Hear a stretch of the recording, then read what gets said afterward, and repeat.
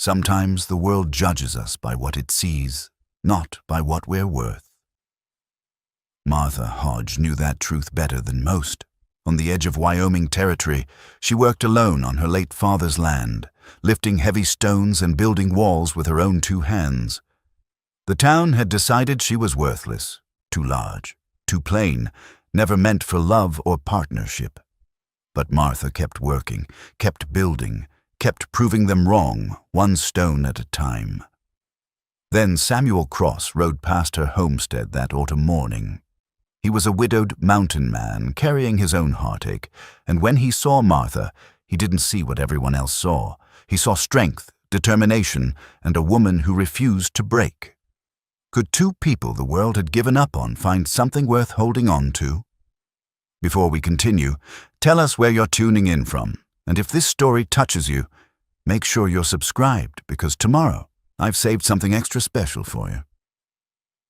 The autumn wind carried the scent of dying grass and distant pine as Martha Hodge bent to lift another stone from the pile beside her father's. Her homestead. The stone was rough against her calloused palms, heavy enough that she had to brace her legs and use her whole body to hoist it into position. She'd learned that technique from her father, God rest him. Thomas Hodge had been a practical man, not given to sentiment, but he taught her everything he knew about working the land, about surviving when survival didn't come easy. 6 months he'd been in the ground now. 6 months since the fever took him in the spring, leaving her alone on this patch of Wyoming territory that folks said wasn't worth claiming in the first place. Too rocky, they said. Too far from town. Too much work for too little return. But her father had seen something in this land, and so did Martha. It sat in a valley where the wind didn't cut quite so sharp in winter, where a creek ran year-round, where the soil, once you cleared the stones, was dark and rich. She pressed the stone into place, checking the level with her eye the way her father had taught her. The wall was coming along nicely. Another week and she'd have the eastern boundary complete, a proper stone fence that would stand for generations. That's what she was building. Something permanent, something that would prove Thomas Hodge's daughter had been worth the raising. The town of Redemption Springs lay 5 miles east, near enough to reach for supplies, but far enough that Martha could pretend the townspeople's opinions didn't reach her out here. She knew what they said about her, had known it all her life. Too big, too mannish, face like a plow horse and a body that would break a wagon axle. The Hodge girl would never marry, never have children, never amount to anything but a burden on whoever was fool enough to take her in. Her father had never said such things. He'd looked at his daughter, broad-shouldered, thick-waisted, plain-featured, and seen a worker, a helper, someone strong enough to matter. When her mother died giving birth to a stillborn son when Martha was 8, Thomas had simply adjusted. He taught Martha to shoot, to trap, to read the weather and the land. He never once suggested she should be different than she was. Martha straightened, pressing a hand to the small of her back. The work was hard but honest, and she'd take honest work over false kindness any day. She wore her father's old leather gloves, the ones he'd worn thin over 30 years of labor. They were too large for her hands, but she kept them anyway. They smelled of him still, leather and tobacco and honest sweat. The cabin behind her was modest but sound. Her father had built it with his own hands 20 years ago, when he'd first claimed this land. Single room with a loft, stone fireplace, wooden floor instead of packed dirt. A good roof that didn't leak. Shutters that closed tight against winter storms. It wasn't much by town standards, but it was hers, and it was paid for, and it would shelter her through whatever came. She'd spent the summer proving she could manage alone. The garden had produced well, potatoes, beans, squash, carrots. She'd put up preserves and dried meat. She had 3 chickens and a milk cow, and she'd traded eggs in town for flour and sugar and coffee. The townspeople took her goods readily enough, even if they wouldn't look her in the eye while doing it. Mrs. Chen was the exception. The Chinese woman ran the general store with her 2 grown sons, and she treated Martha with a courtesy that felt almost radical in its simple kindness. "Your father was a good man," Mrs. Chen had said at the funeral. "You are your father's daughter." It was the finest compliment Martha had ever received. But Mrs. Chen was one voice against a chorus. The rest of Redemption Springs had decided Martha's fate long ago. Cyrus Blackwood had made that clear just last week when he'd ridden out to the homestead with an offer to buy her land. He was a wealthy rancher, owned half the valley, and he'd looked at her with a sort of pity that felt more like contempt. "A woman alone can't manage a claim like this," he'd said, not bothering to dismount. "I'll give you a fair price, enough to set yourself up in town, maybe find work as a cook or a laundress. Something more suitable." Martha had met his gaze without flinching. "This land's not for sale, Mr. Blackwood. My father claimed it legal, and I aim to keep it." He'd smiled, but there was no warmth in it. "We'll see how you feel come spring, Miss Hodge. Winter's hard on a woman alone." She'd watched him ride away and felt the cold finger of fear trace down her spine. Cyrus Blackwood was a man accustomed to getting what he wanted. She'd have to be careful. She'd have to be strong. So she kept building the wall, stone by stone, day by day. Each stone was a promise to her father, to herself. She would not fail. She would not prove them right. The sun was high, overhead when she heard the horse. Martha straightened, wiping sweat from her forehead with the back of her arm, and turned to see the rider approaching from the north. A single man on a sturdy sorrel mare, leading a pack mule. He rode easy in the saddle, the way men did who'd spent more time on horseback than on foot. Martha's hand drifted to the rifle leaning against the wall nearby. Not that she reached for it, just acknowledged its presence. A woman alone couldn't be too careful. The rider slowed as he approached, raising one hand in greeting. "Morning, ma'am," he called out when he was close enough to be heard without shouting. "Morning," Martha replied, her voice even. She studied him as he came closer. He was older than her.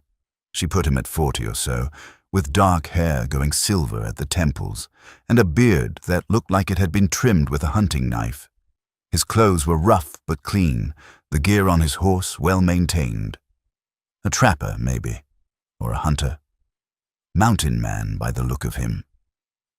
He stopped his horse a respectful distance away and nodded toward the wall. "That's fine work you're doing there." Martha waited for the other shoe to drop, for the surprised comment about a woman doing such labor, or the suggestion that she needed help, or worse, the mocking tone she'd learned to recognize. But the man just sat his horse and looked at the wall with the eye of someone who understood the work that went into it. "Good, straight courses," he continued. "You've got a talent for fitting stone." Something in Martha's chest loosened, just a fraction. "My father taught me," she said. The man nodded, as if that explained everything worth explaining. "A good teacher, then?" He touched the brim of his hat. "I'm Samuel Cross, heading into town for winter supplies. Didn't mean to interrupt your work." "Martha Hodge?" she said, and surprised herself by adding, "No interruption."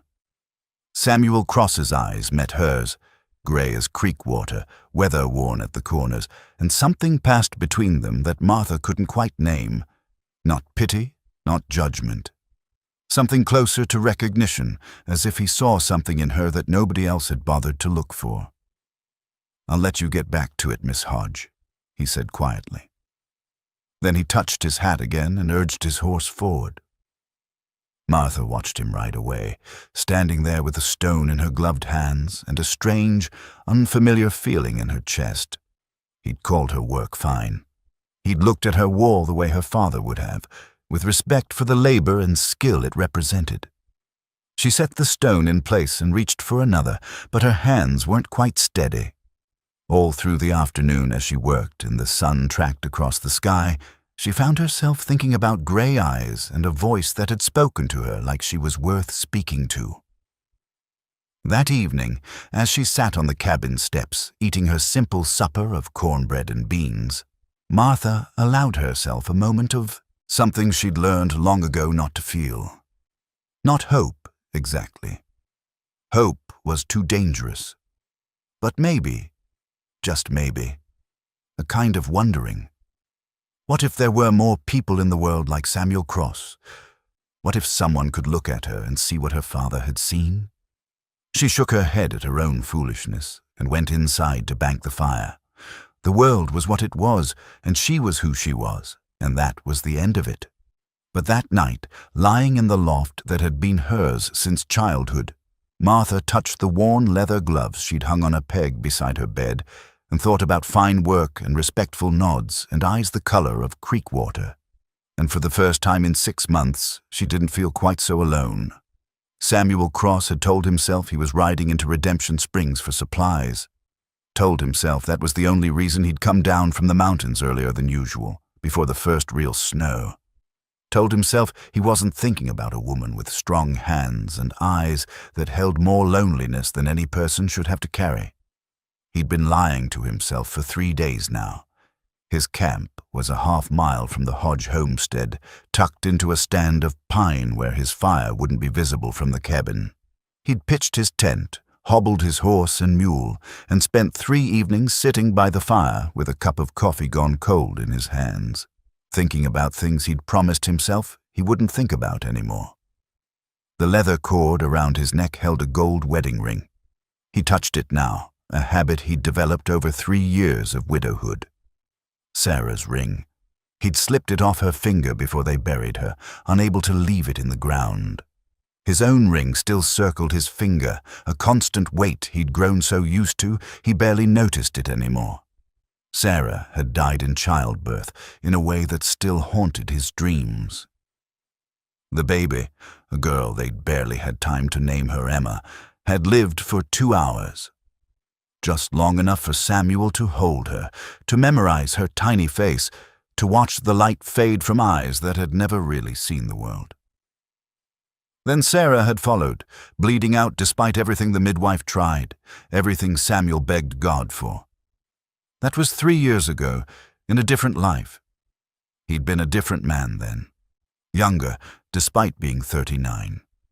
Full of plans and hopes and the certainty that building a good life was just a matter of hard work and faith. The cabin he'd built for Sarah still stood in the high mountains, but he couldn't bring himself to live in it. He stayed there sometimes when the weather was too fierce to be elsewhere, but mostly he trapped and hunted and moved through the wilderness like a ghost haunting his own life. He'd thought he wanted solitude. Thought the silence would heal something in him that had broken the day he buried his wife and daughter in the same grave. But 3 years in the mountains had taught him that silence and healing weren't the same thing. Silence just meant nobody was there to hear you hurting. Then he'd ridden past the Hodge homestead and seen Martha lifting stones. He'd stopped without meaning to, transfixed by the sight. She was a big woman. There was no polite way around that fact, broad and tall and solid in a way that made him think of the mountains themselves. But what had stopped him wasn't her size. It was the way she moved, deliberate, certain, like she knew exactly what she was doing and didn't need anyone's permission or approval to do it. The stone she'd been lifting would have given most men pause. She'd crouched, got her hands under it, braced, and lifted with her legs and back in one smooth motion. Then she'd carried it to the wall and set it in place like it was the most natural thing in the world. Like she'd been born knowing how to build something that would last. It reminded him of Sarah. Not in looks. Sarah had been small and quick, dark-haired and fine-boned. But in spirit. Sarah had been the kind of woman who decided something needed doing and then did it, whether or not the world thought she should. She'd decided to marry a trapper who lived in the mountains, and she'd made a home there that was finer than any house in town. She'd decided to have a baby at 37 despite the risks, and she'd faced it with more courage than he'd managed to find since. Martha Hodge had that same quality, that same spine of iron wrapped in quiet determination. And when she'd turned and looked at him, waiting for whatever judgment he'd come to deliver, he'd seen something else in her eyes, something raw and honest and achingly familiar. She was lonely. Lonely in the way that comes from being alone in a crowd, from having people look at you and decide they know everything worth knowing before you've even opened your mouth. He recognized that loneliness because he'd been carrying it himself, wrapped up so tight in grief he'd forgotten what it felt like to be seen as something other than a broken man. So he'd said the only thing he could think to say, the truth. Her work was fine, better than fine. And the look on her face when he said it, the way something had softened in her eyes before she caught herself and went guarded again, had stayed with him for 3 days. Now it was morning, and he was saddling his horse, and he was trying to convince himself to ride on to town like he'd planned. The supplies wouldn't buy themselves. Winter was coming. He had work to do. But his hands stilled on the saddle cinch, and he found himself looking south toward the homestead through the trees. There was a weak spot in that wall. He'd noticed it when he rode past, a section where the stones weren't quite settled right, where weather and time would work at it until it failed. It wouldn't happen this year, maybe not even next, but it would happen. And when it did, whoever had built that wall would have to tear out a whole section and start over. Samuel had learned stonework from his father, who'd learned it from his father before him. The Cross men had been builders before they were trappers, back in Pennsylvania. Samuel could look at a wall and see not just what it was, but what it would become, given time and weather and the patient work of gravity. He should tell her about the weak spot. That was just being neighborly. Nothing more than that. He finished saddling the horse, loaded his pack mule, and kicked dirt over his fire. Then he rode south. Martha was already at work when he arrived, the sun barely above the horizon. She'd made good progress since yesterday, another 10 feet of wall at least. She heard him coming and turned, and he watched her face go through the same sequence of expressions it had before. Wariness first, then recognition, then something more complicated that might have been hope if hope wasn't so dangerous. "Morning, Miss Hodge," he called out, stopping at the same respectful distance. "Mr. Cross." Her voice was neutral, but she didn't reach for the rifle this time. That felt like progress. Samuel dismounted, wrapping the reins around a scrub oak.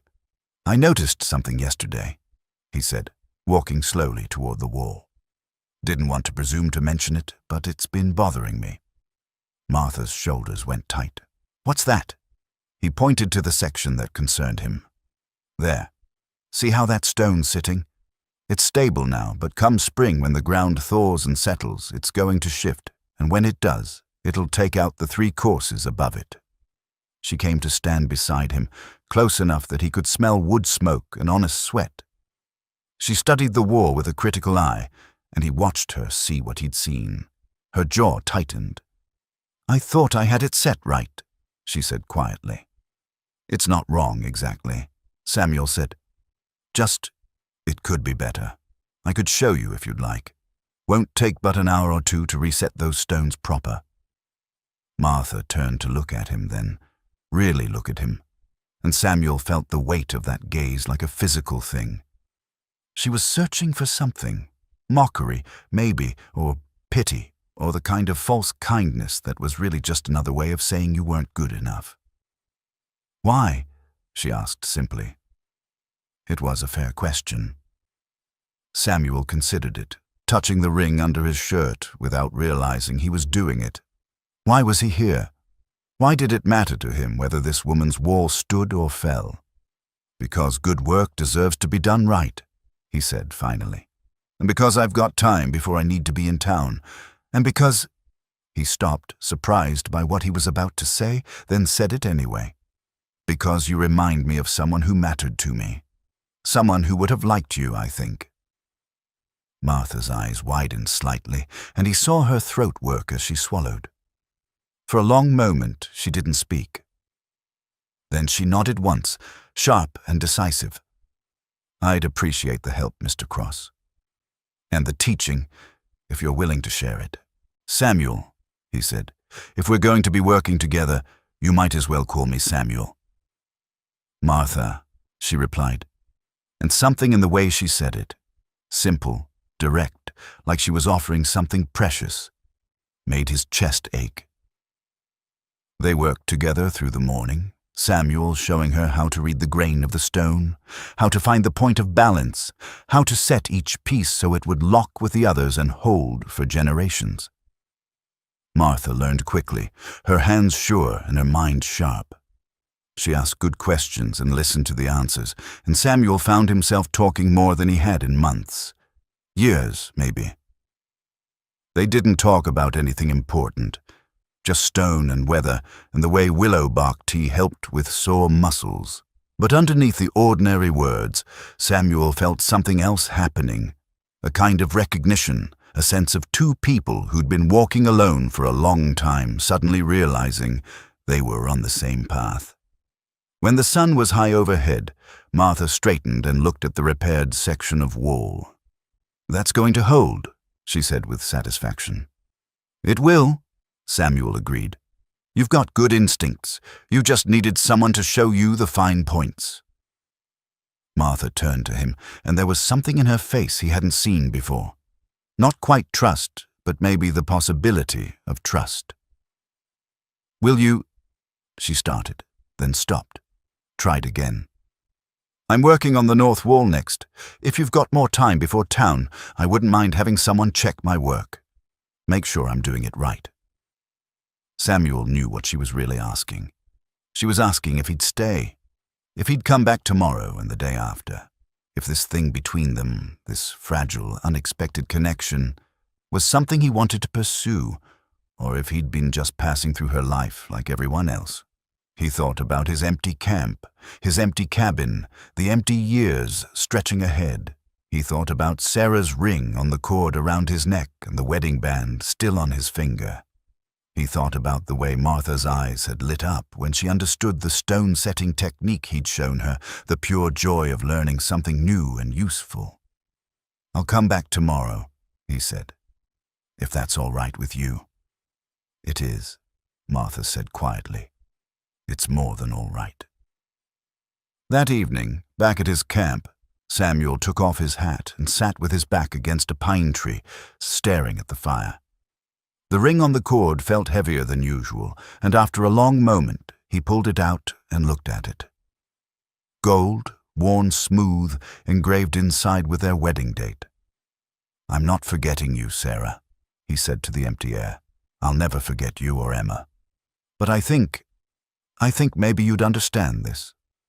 Maybe you'd want me to stop being so alone." The fire crackled and popped. The wind moved through the pines, and Samuel Cross, for the first time in 3 years, felt something like hope stirring in his chest. It was painful and frightening and tentative as a newborn foal trying to stand. But it was there, and tomorrow he would ride back to the Hodge homestead, and he would help Martha build her wall, and maybe, just maybe, he would start building something of his own. October deepened into the kind of cold that warned of harder weather coming. The aspens on the hillside turned gold, then lost their leaves to the wind. Ice formed on the water bucket in the mornings. Martha's garden was spent now, the last of the squash and potatoes harvested and stored in the root cellar. The work on the wall became more urgent. They needed to finish before the ground froze solid. Samuel had stopped pretending he was going to ride into town any day now. His camp was still there, tent pitched and firing built, but more nights than not, he accepted Martha's invitation to take supper at the cabin.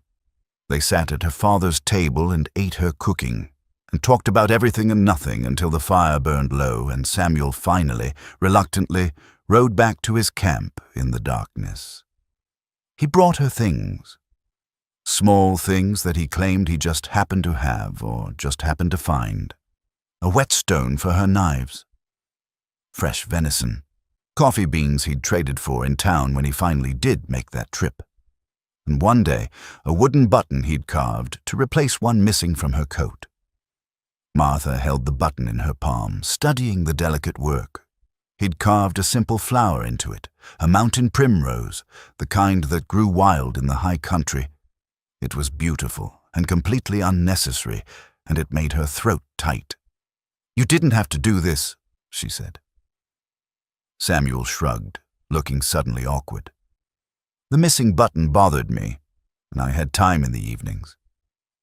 What he didn't say was that he'd sat by his campfire for 3 nights working on it, getting the petals just right, making sure the holes were perfect.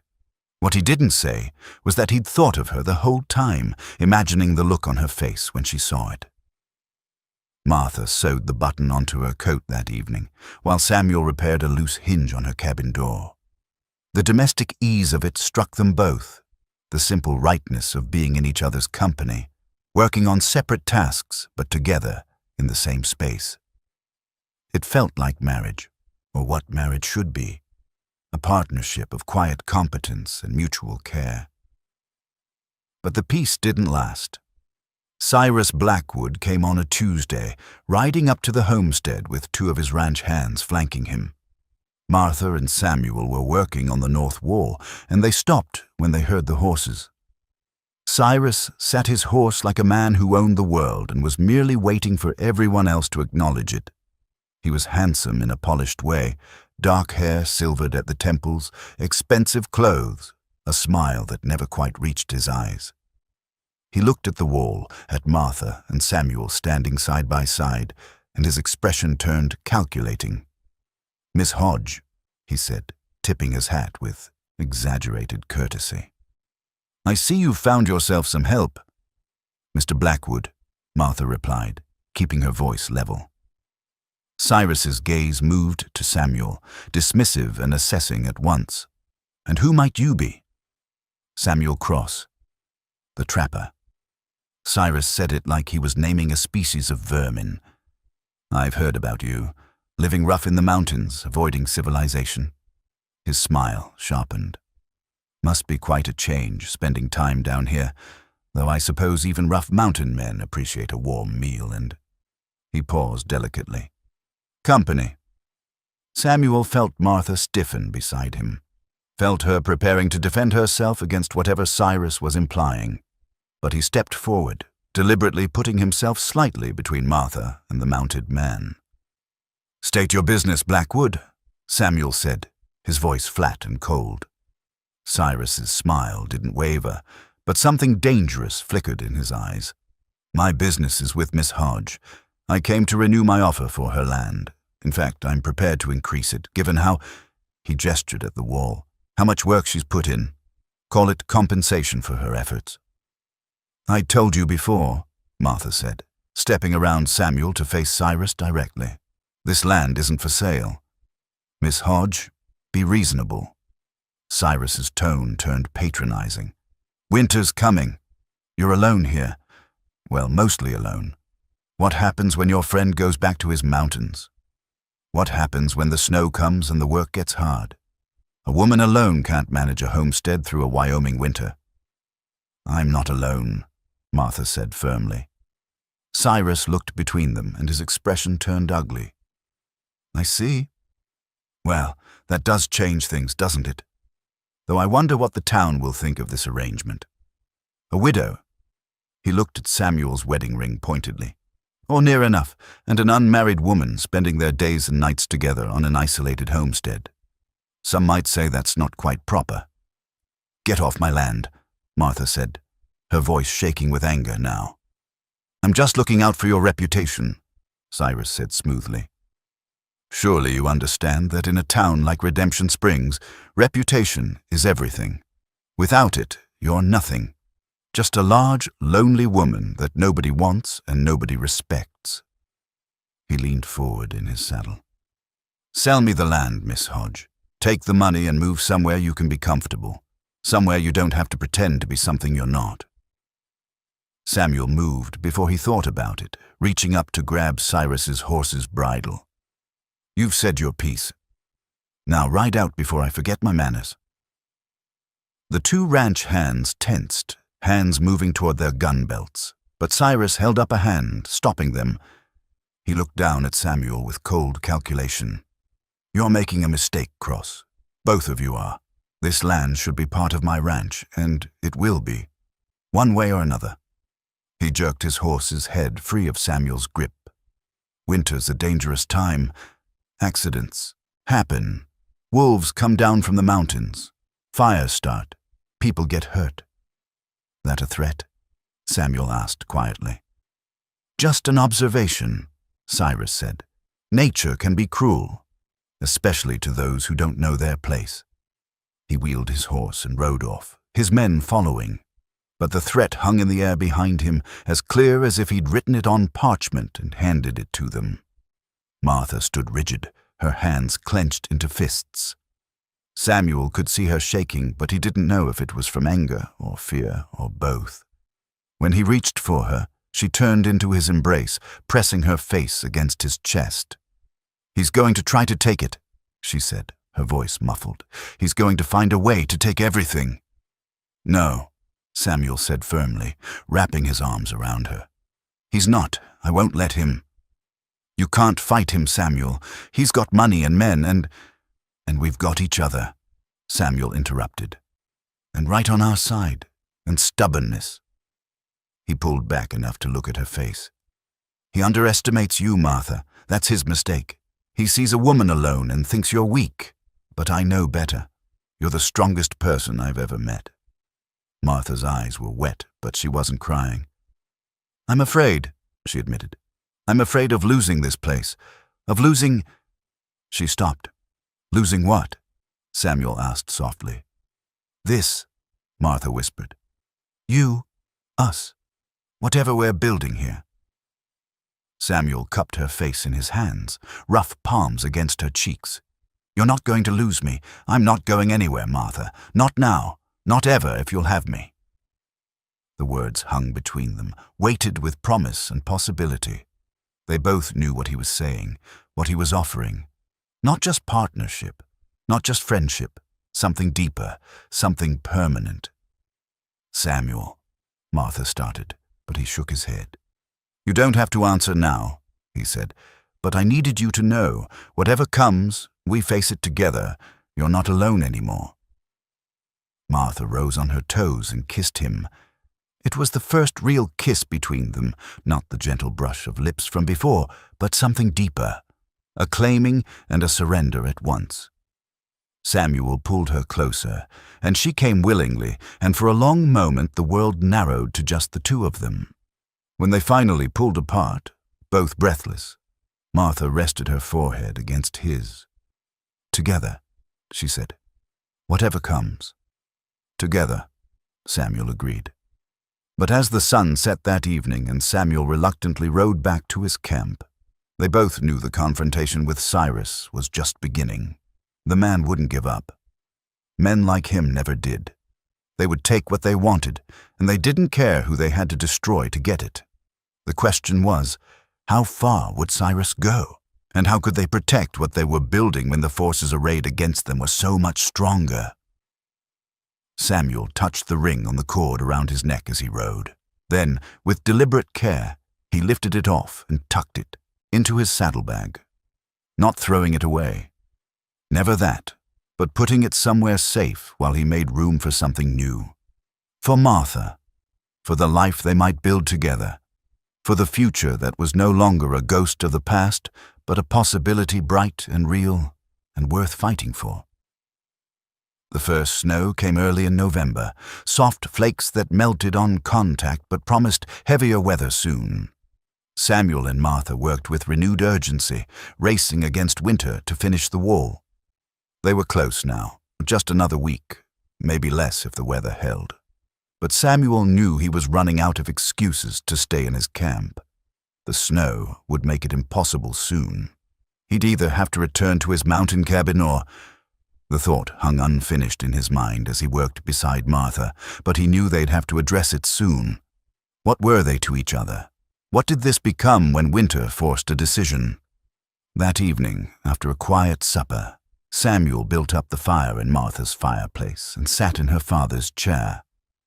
Martha sat on the floor beside him, leaning against his legs, and they watched the flames in comfortable silence.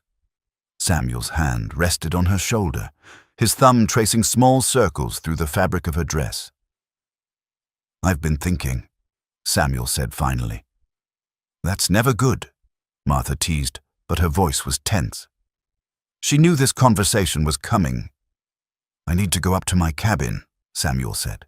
"Before the snow gets too deep, get my things, bring them down." He paused. "If that's all right with you." Martha turned to look up at him. "Bring them down where?" Samuel met her eyes. "Here, if you'll have me. Not just as a worker or a friend, Martha, as—" He took a breath. "As your husband, if you'll say yes." Martha's eyes went wide. "Samuel, I know it's fast," he said quickly. "I know we've only known each other a few weeks. But I also know that what I feel for you is real. It's different from what I had with Sarah, but it's no less true. You've brought me back to life, Martha. Made me remember that living is worth the pain of it." "I can't replace her," Martha said, her voice small. "I'm not asking you to," Samuel said. He reached into his pocket and pulled out a small object wrapped in cloth. When he unwrapped it, Martha saw it was a cameo brooch. Delicate, beautiful, old. This was Sarah's. Her mother gave it to her on our wedding day. Martha started to pull away, but Samuel caught her hand. "Wait," he said. "Let me finish. I want you to have this. Not because you're replacing Sarah, but because she would want you to have it. She would have liked you, Martha. She would have seen what I see, a woman of strength and kindness and courage. And she would have wanted me to be happy again." His voice roughened. "She told me so, near the end. Made me promise I'd find a way to live after she was gone." Tears ran down Martha's face now. "I don't know if I can do this," she whispered. "I don't know if I'm brave enough." "You're the bravest person I know," Samuel said. He slid from the chair to kneel beside her, still holding the brooch. "You've been brave your whole life, Martha. Brave enough to keep going when everyone told you that you weren't enough. Brave enough to build something out of nothing. Brave enough to let me in when you had every reason to keep your walls up." "I'm scared," Martha admitted. "So am I," Samuel said. "Terrified, if I'm honest. Scared I'll fail you. Scared something will happen and I'll lose you like I lost Sarah. Scared I don't deserve this second chance." He reached up to cup her face. "But I'm more scared of letting this go, of riding back to my empty cabin and spending the rest of my life wondering what might have been." Martha closed her eyes, leaning into his touch. When she opened them again, something had shifted, a decision made. "Yes," she said simply. Samuel's breath caught. "Yes? Yes, I'll marry you. Yes, you can bring your things here. Yes to all of it." Martha managed a watery smile. "But Samuel Cross, if you ever make me regret this—" He kissed her before she could finish the threat, pulling her close, the cameo brooch pressed between them. This kiss was different from the others. It held promise and commitment and the weight of vows not yet spoken but already felt. When they finally pulled apart, both were breathing hard. Samuel pinned the brooch to Martha's dress, his fingers fumbling slightly with the clasp. "I'll take care of you," he promised. "I'll work hard and stay true and build a life with you that's worth having." "I'll do the same," Martha said. "Though I warn you, I'm stubborn and I don't suffer fools and I'll probably drive you to distraction." "Good," Samuel said, grinning. "I'd be bored otherwise." They sat together by the fire, Martha in Samuel's arms, planning their future. They'd finish the wall before the snow got deep. Samuel would make the trip to his mountain cabin, bring down what he needed, close it up for the season. They'd marry before winter set in proper. A simple ceremony, maybe with Mrs. Chen and a few others as witnesses. And then they'd face their first winter together, learning each other's habits, building a partnership that would last. "What about Cyrus?" Martha asked eventually. Samuel's jaw tightened. "We'll deal with him, together. Whatever he tries, we'll be ready." Martha nodded against his chest. She believed him. Or rather, she believed in them, in what they could be together. Separately, they were strong. Together, they might be unbreakable. Later, after Samuel had reluctantly ridden back to his camp, Martha sat at her table and held the cameo brooch up to the lamplight. It was beautiful, a woman's profile carved in ivory, set in gold. She thought about the woman who'd worn it before her, the woman Samuel had loved and lost. She didn't feel jealous of Sarah. How could she? Sarah had made Samuel the man he was, had loved him and shaped him and given him the capacity for this kind of deep, abiding partnership. Without Sarah, there would be no Samuel for Martha to love. Instead, Martha felt a kind of gratitude. She touched the brooch gently, as if touching a blessing. "Thank you," she whispered to the woman she'd never meet. "Thank you for loving him well. I promise I'll do the same." Outside, the snow was falling again, heavier now. Winter was coming, but Martha wasn't afraid anymore. Whatever came, snow or hardship or Cyrus Blackwood's schemes, she wouldn't face it alone. She had Samuel, and that changed everything. The morning after their engagement, Martha and Samuel worked with a new energy, finishing the last section of wall before noon. They stood back and looked at what they'd built together, solid stone running the full perimeter of the homestead, level and true, built to last 100 years or more. "It's done," Martha said, a note of wonder in her voice. "It's perfect," Samuel agreed, pulling her close. "Like you." They were still standing there, arms around each other, when they heard the horse approaching, a single rider, moving at a steady pace. Samuel tensed automatically, thinking of Cyrus, but the rider who emerged from the tree line was a stranger, a thin, nervous-looking man in a city suit that was dusty from travel. "Miss Hodge?" the man called out, reining in his horse. "That's right," Martha said, stepping forward. Samuel stayed at her shoulder. The man dismounted, pulling a leather satchel from his saddle. "My name is Theodore Marsh.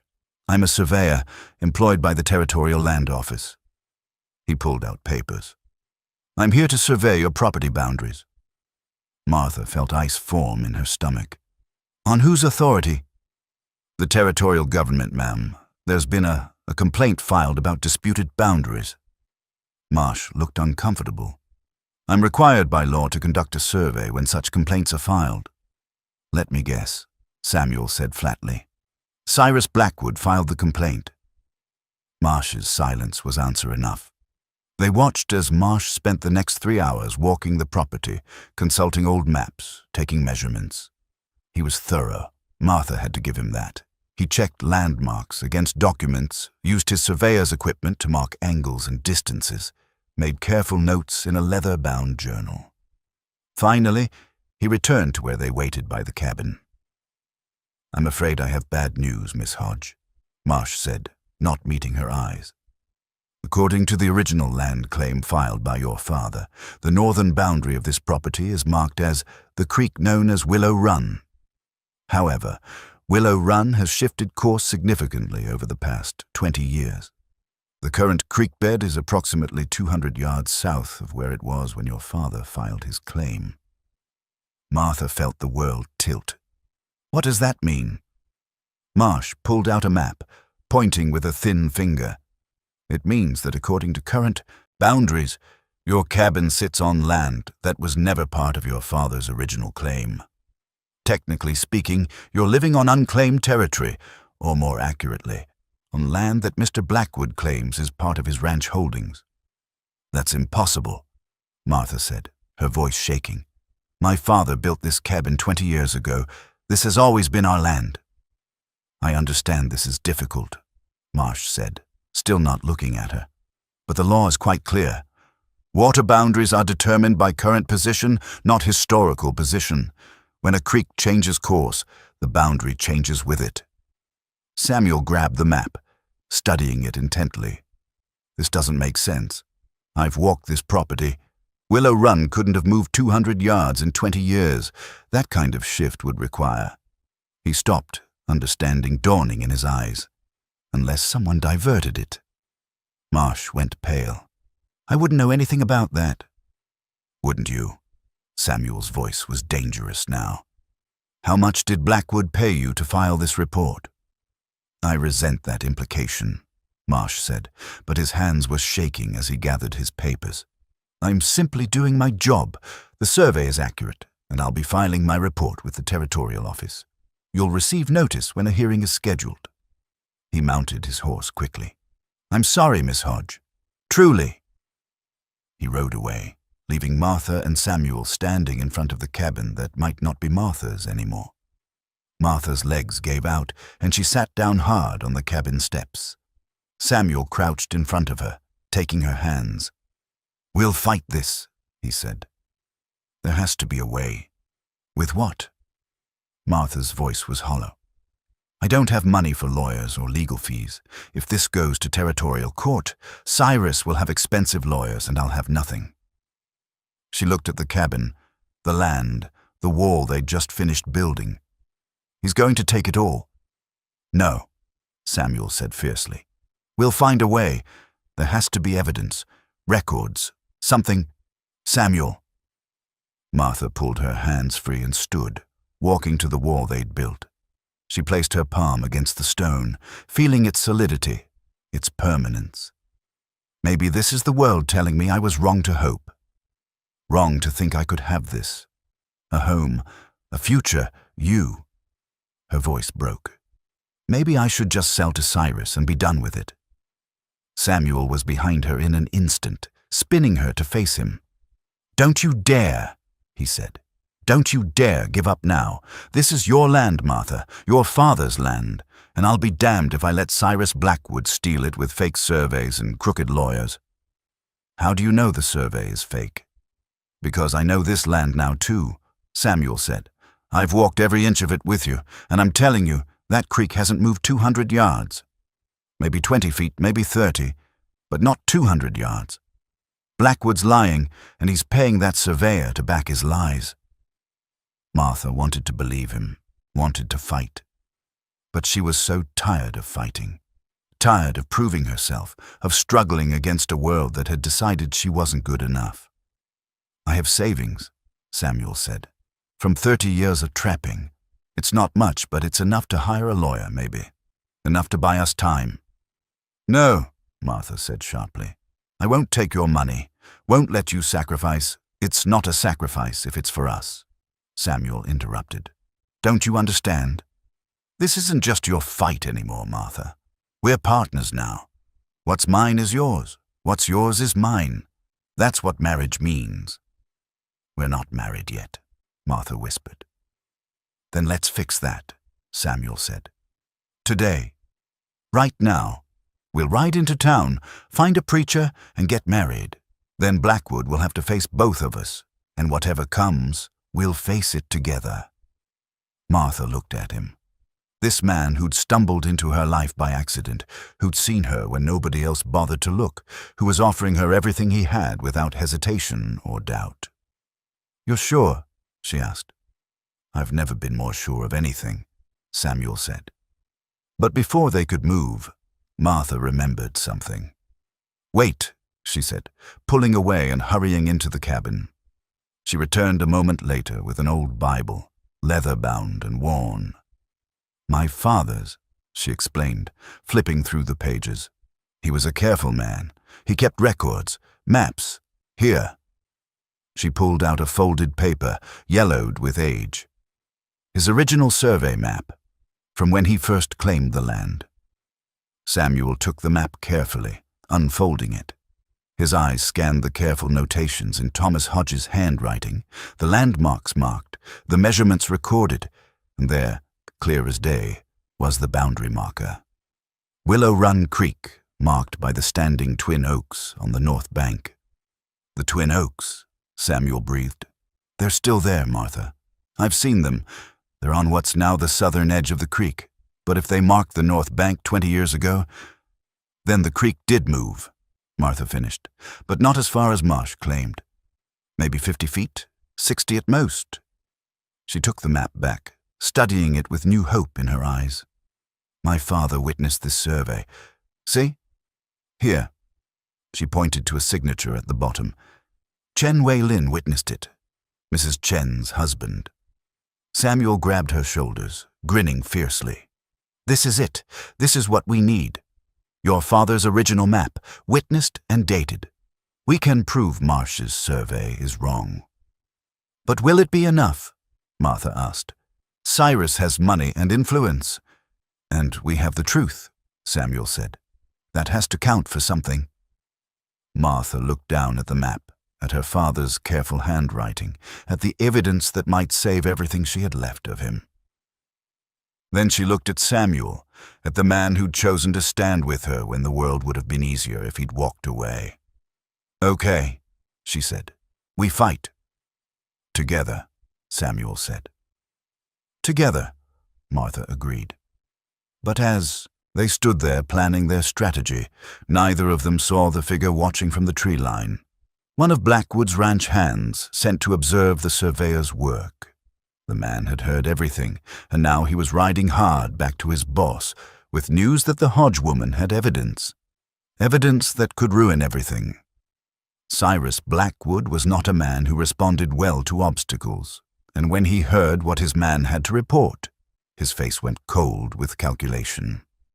If Martha Hodge had documents that contradicted his surveyor's report, those documents would need to disappear.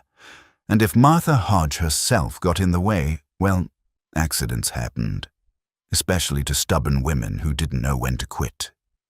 He called his foreman over and gave quiet instructions. By morning, one way or another, the problem of Martha Hodge would be solved. The land would be his, as it should have been all along. And if Cross got hurt trying to protect her, well, that was his own fault for getting involved in things that didn't concern him. Cyrus poured himself a whiskey and stood by the window of his ranch house, looking out toward the Hodge homestead. By this time tomorrow, it would be over. The land would be his.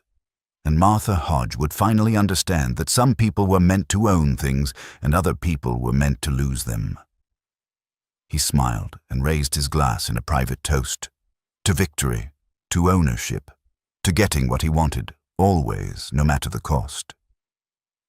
They rode into Redemption Springs at dawn, Martha clutching her father's Bible with the precious map inside, Samuel riding close beside her. The town was just waking, smoke rising from chimneys, shopkeepers opening their doors. A few early risers stopped to stare at them, and Martha could see the calculations in their eyes. The Hodge woman and the mountain man riding together before sunrise. The gossip would be all over town by noon. Let them talk. She had bigger concerns now. Mrs. Chen was sweeping the boardwalk in front of her store when they arrived. She took one look at their faces and set down her broom. "Come inside," she said simply. In the back room of the general store, surrounded by sacks of flour and coffee, Martha spread out her father's map on a clear space of counter. Mrs. Chen studied it with sharp eyes, then looked up at them. "My husband witnessed this," she said, touching the signature. "I remember. He came home that day and told me Thomas Hodge had done everything proper, everything legal. Chen Wei-lin was proud to be asked to witness." "Would you testify to that?" Samuel asked. "In front of the territorial judge?" Mrs. Chen's expression hardened. "Against Cyrus Blackwood. He owns half this town, Mr. Cross. He could ruin me." "He's trying to steal Martha's land," Samuel said. "Her home, everything her father built."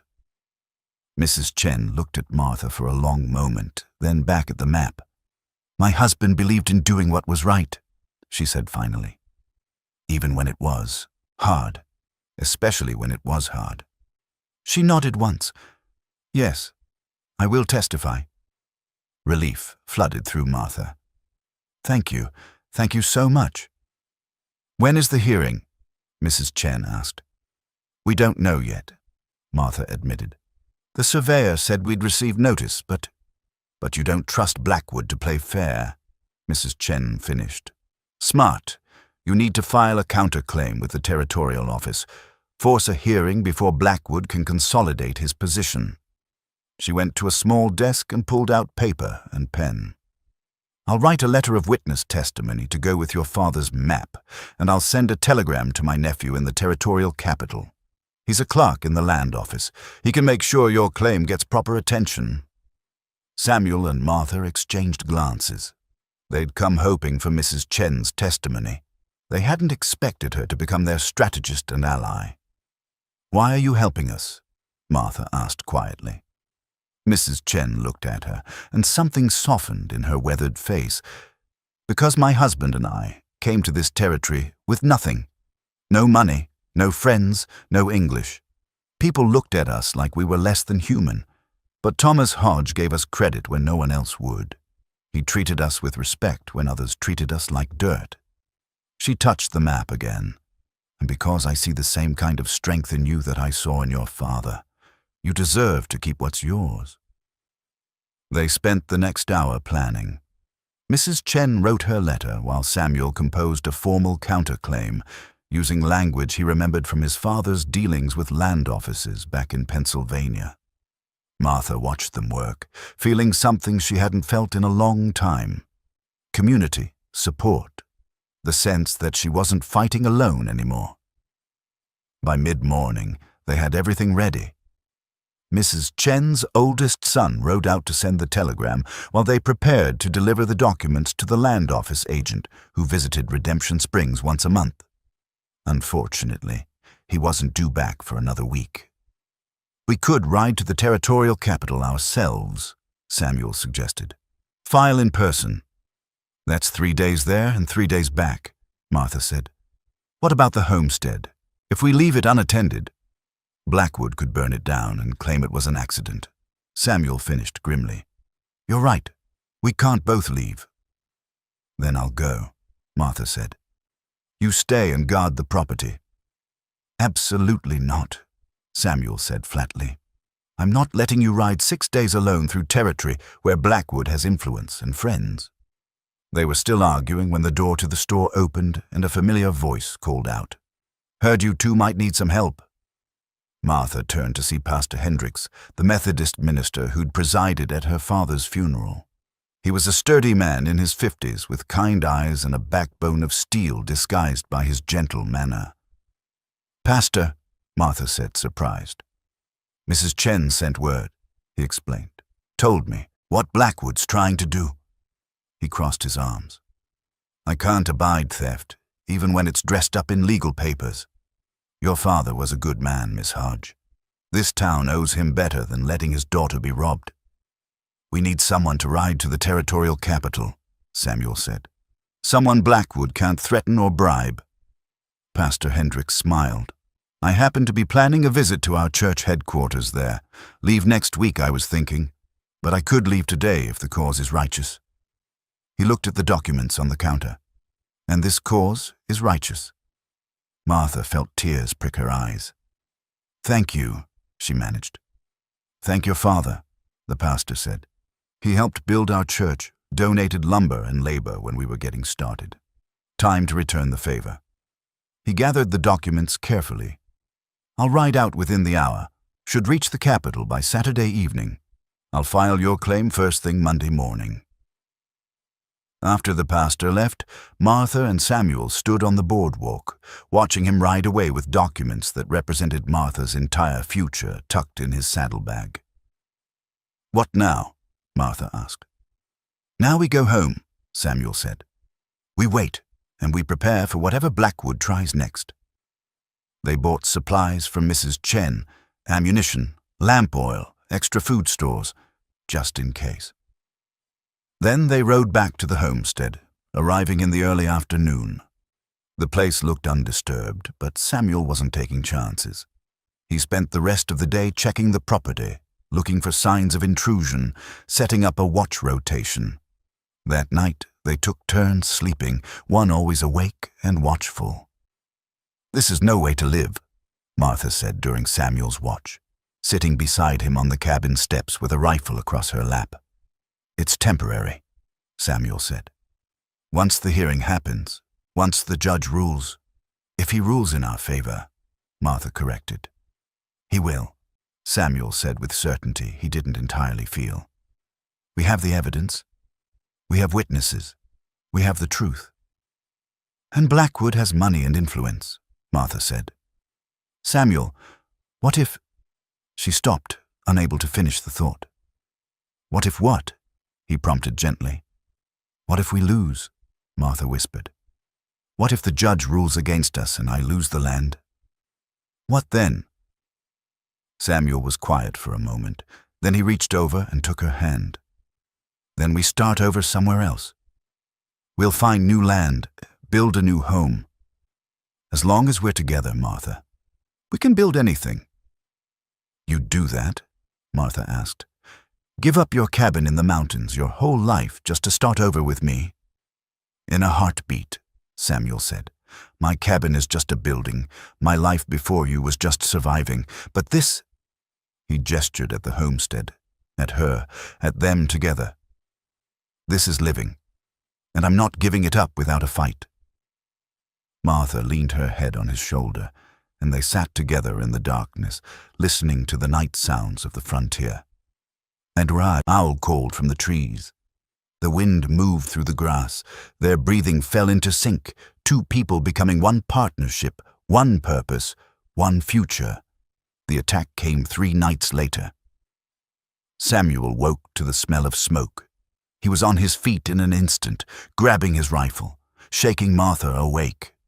Fire, he said. Outside. They rushed out to find the hay pile behind the barn, burning, flames already climbing toward the wooden structure. Samuel ran for water buckets while Martha beat at the flames with a wet blanket. They worked frantically, knowing that if the barn caught, the whole homestead could go up. It took an hour to get the fire under control, and by then they were both exhausted, covered in soot, coughing from the smoke.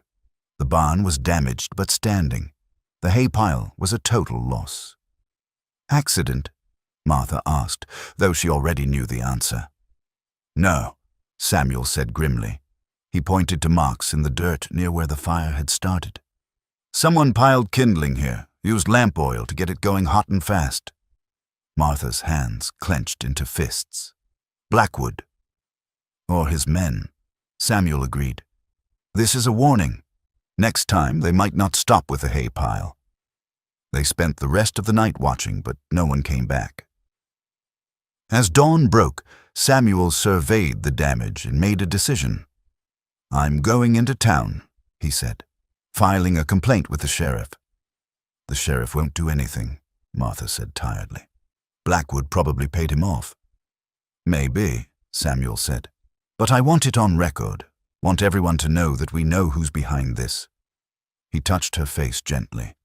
Stay inside. Keep the rifle close. I'll be back by noon. Martha watched him ride away, fear tight in her chest. She'd already lost so much. Her mother, her father, nearly her home. If she lost Samuel too? No, she wouldn't think like that.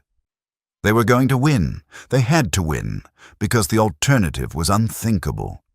She went inside and took out her father's map, studying it again, making sure she had every detail memorized. The Twin Oaks, the creek bed, the witness signature. This map was their weapon, their shield, their hope. She pinned Sarah's cameo brooch to her dress, feeling the weight of it like a blessing. 2 women who'd loved the same man, separated by death, but connected by the hope that love could endure, could transform, could build something new without erasing what came before. Help me, Martha whispered to the memory of Sarah Cross, to the spirit of Thomas Hodge, to whatever force in the universe listened to desperate prayers. Help me keep this. Help me keep him. Help me be strong enough for what's coming. Outside, clouds gathered on the horizon. A storm was coming, and when Samuel returned just after noon with news that the sheriff had indeed refused to act, that Blackwood had an alibi for the night of the fire, that no one would help them, Martha felt something harden in her chest. Fine, they'd face this alone. They'd been alone their whole lives, both of them. At least now they were alone together, and sometimes that was enough. Judge Whitmore banged his gavel, and the room fell silent. This is a hearing to determine the validity of land boundaries pertaining to the homestead claimed by Thomas Hodge, deceased, now occupied by his daughter, Martha Hodge. His voice was gravelly but clear. "Mr. Blackwood, you filed the complaint. Present your case." Cyrus stood, confident and polished. His lawyer, a sharp-faced man named Carlson, presented the surveyor's report with theatrical precision. Maps were unrolled, measurements cited, legal precedents quoted. Theodore Marsh was called to testify, repeating his claim that Willow Run had shifted 200 yards, placing the Hodge cabin on disputed land. It was impressive, convincing. Martha felt her hope faltering as she watched the judge's face, trying to read his expression. Then it was her turn. Martha stood, her legs shaking, and approached the judge's bench. She laid her father's Bible on the table and opened it to reveal the map. "Your Honor, this is my father's original survey map, made when he claimed the land 20 years ago." Her voice was quiet but steady. "It shows Willow Run's position marked by twin oak trees on the north bank. Those trees still stand, Your Honor. They're on what's now the southern edge of the creek. The creek has moved, yes, but not 200 yards, maybe 50 feet, 60 at most." Judge Whitmore examined the map carefully. "Who witnessed this survey?" "Chen Wei Lin, Your Honor," Martha said. "Mrs. Chen's late husband. She's here today and can testify to his character and the validity of this document." Mrs. Chen was called forward. She testified clearly and firmly, describing how her husband had witnessed the survey, how Thomas Hodge had been meticulous in his record-keeping, how the map was genuine and accurate. Carlson tried to discredit her testimony, suggesting she was biased, that she had reason to lie. Mrs. Chen met his accusations with dignified calm. "I'm a businesswoman," she said. "My reputation is built on honesty. I would not risk it for a lie. My husband witnessed this survey. He told me about it. The map is real." Judge Whitmore nodded slowly, then turned to Marsh. "Mr. Marsh, show me your field notes from the survey." Marsh's face went pale. "My field notes, Your Honor?" "Yes, your original measurements, taken on site. I want to compare them to your final report." Marsh fumbled with his satchel, pulling out a leather journal. The judge took it and began reading, his expression growing darker with each page. "These notes indicate the creek shift at approximately 40 to 60 feet, the judge said coldly. "Your final report claims 200 yards. That's a rather significant discrepancy, Mr. Marsh. Care to explain?" The room erupted in whispers. Marsh looked at Cyrus, panic in his eyes. Cyrus's jaw was tight, his confidence finally cracking. I must have made an error in my calculations," Marsh stammered. "An error," Judge Whitmore repeated flatly. He flipped through more pages. "And these notations here, in different ink. They appear to be additions made after the fact, changing measurements, altering conclusions." He fixed Marsh with a steely gaze. "Mr. Marsh, did someone pay you to falsify this report?" The silence in the room was absolute. Everyone waited for Marsh's answer. "Your Honor, Marsh's voice broke. He looked at the packed hall, at the faces watching him, at the weight of his own guilt. His shoulders sagged. "Yes," he whispered. "Yes, Mr. Blackwood paid me $500 to adjust the survey results in his favor." The courtroom exploded. Judge Whitmore banged his gavel repeatedly, calling for order. Cyrus was on his feet, face red with fury, shouting that Marsh was lying, that this was a conspiracy against him. But the judge wasn't listening to Cyrus anymore. He was looking at the original field notes, at Martha's father's map, at Mrs. Chen's steadfast expression. Finally, he banged his gavel one last time. "Order," he commanded, and the room fell silent. "I've heard enough. The evidence is clear. Mr. Marsh's survey was fraudulent, conducted with the intent to facilitate land theft. Miss Hodge's father's original claim is valid and stands as filed. The boundaries are as marked on Thomas Hodge's original map." He turned to Cyrus. Mr. Blackwood, your claim to this land is denied. Furthermore, I'm referring this case to the Territorial Prosecutor's Office for investigation of fraud and attempted theft." Martha's knees nearly gave out. Samuel caught her arm, holding her steady. They'd won. They'd actually won. But Cyrus wasn't done. He stood, face twisted with rage, and pointed at Martha. "This isn't over," he snarled. "You think a piece of paper protects you? You think—" "Mr. Blackwood," Judge Whitmore interrupted, his voice like ice. "One more word and I'll hold you in contempt. In fact—" He gestured to the sheriff. "Sheriff, please escort Mr. Blackwood from the hall. Now." The sheriff, looking uncomfortable but determined, approached Cyrus. For a moment, it seemed like Cyrus might resist. Then he shook off the sheriff's hand, straightened his coat, and walked out of the hall with what dignity he could muster. But not before turning back one last time to look at Martha. The hatred in his eyes was clear. This might be over legally, but Cyrus Blackwood was not a man who forgave being beaten. Still, they'd won. Martha turned to Samuel, tears streaming down her face, and he pulled her into his arms right there in front of everyone. The hall erupted in applause and cheers, people surrounding them, congratulating them, celebrating the victory of the small against the powerful. Mrs. Chen pushed through the crowd and took Martha's hands. "Your father would be so proud," she said, her own eyes wet. "Thank you," Martha said. "Thank you for everything." Pastor Hendricks appeared next, beaming. "Justice," he said simply. "Sometimes it actually happens." They stayed in the hall for an hour, accepting congratulations, answering questions, slowly believing that it was real. The land was theirs. The threat was over. They were safe. Spring came to Wyoming territory like a promise kept.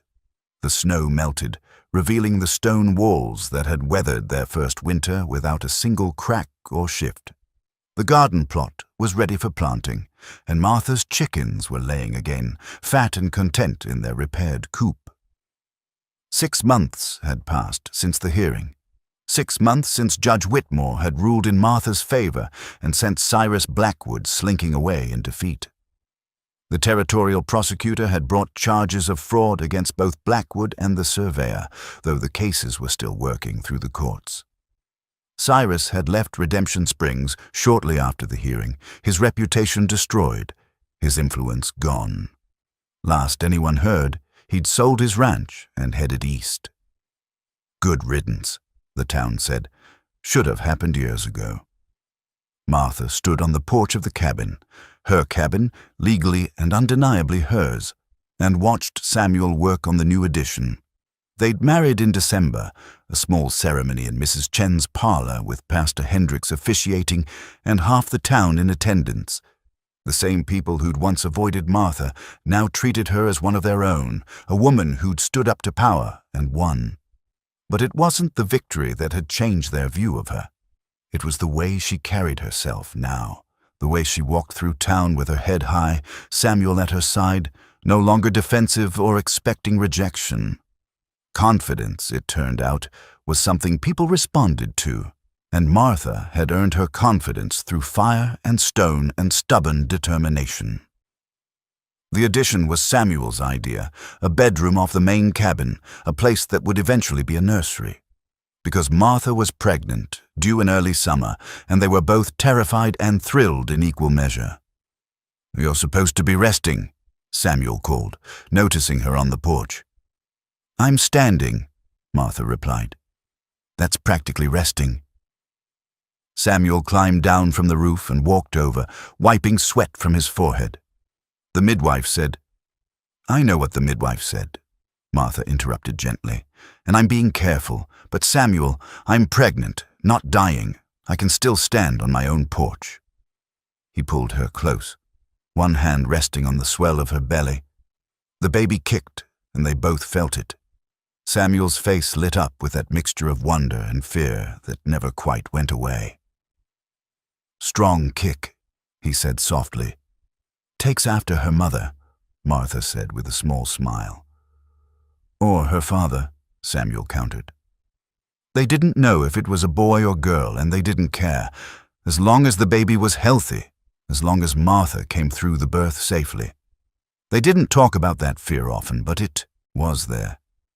The ghost of Sarah and baby Emma, the memory of loss that Samuel carried. But this time would be different, they told themselves. Martha was strong. The midwife was experienced. They had friends now, a whole town ready to help if needed. Mrs. Chen arrived in the afternoon, bringing baby clothes she'd sewn. Tiny gowns and soft blankets in colors that would work for either a boy or girl. She'd become something of a grandmother to them both, visiting weekly, offering advice, helping Martha prepare for motherhood.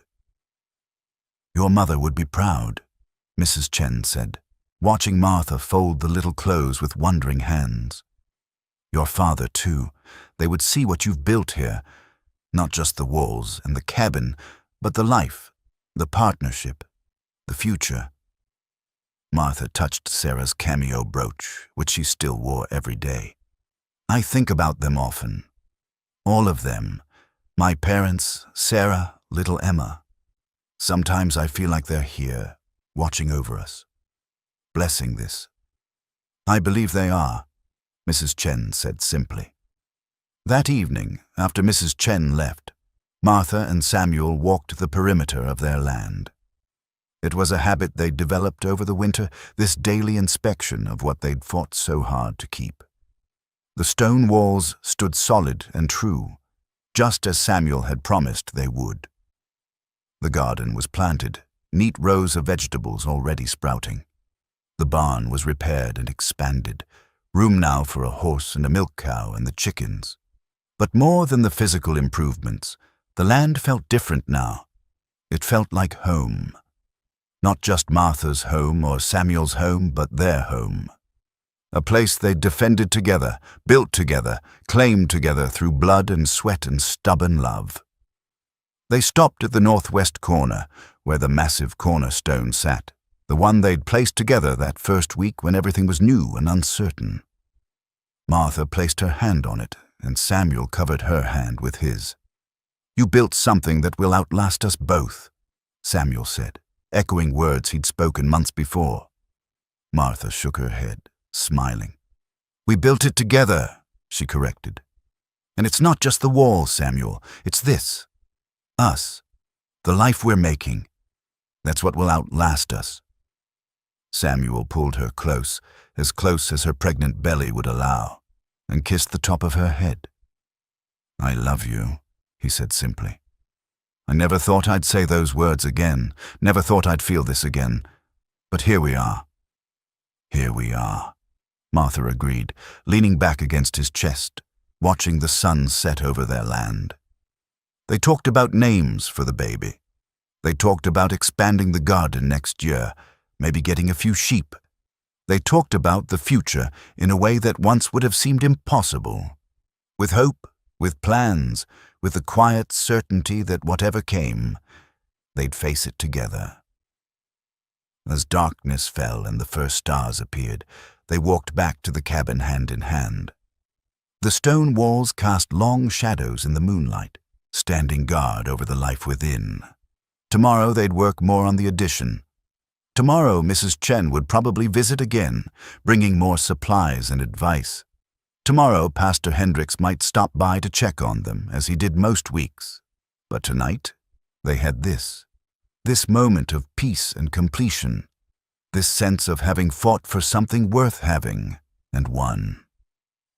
Martha paused at the cabin door, looking back at the walls one more time. My father used to say that a person's worth is measured by what they build, she said quietly. Not just with their hands, but with their lives. He said the best builders leave the world better than they found it. Then we're doing all right, Samuel said. Look at what we've built. Look at what we're building. Martha smiled and went inside, Samuel following. The cabin was warm, the fire was bright, and the future, their future, stretched ahead like a road they'd walked together. Sometimes the world judges us by what it sees, not by what we're worth, but the right person sees the truth. And when two people find each other, when they see each other truly and completely, when they choose to build something together despite every obstacle, that changes everything.